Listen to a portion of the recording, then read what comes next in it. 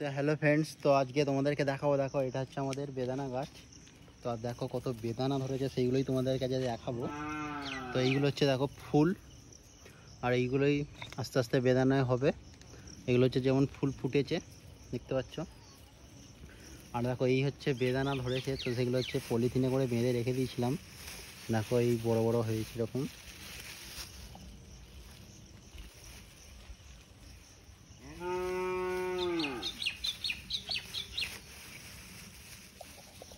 সব যেগুলো যেগুলো বেদানা আছে সেগুলো হচ্ছে বাঁধা রয়েছে।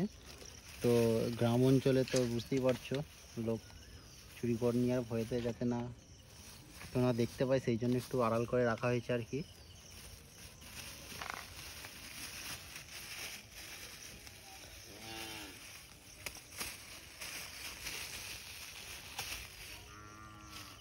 তো এই হচ্ছে বেদানা।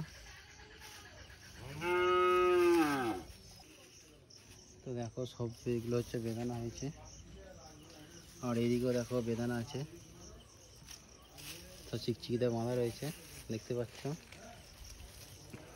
দেখো আরও কত বেদানা আছে, এখানে এখানে একটা দুটো ধরেছে জোড়া। তো এই হচ্ছে আমার ছোট্ট বেদানা গাছে বেদানা হয়েছে। তো ভিডিওটা কেমন হয়েছে অবশ্যই কমেন্টে জানাও।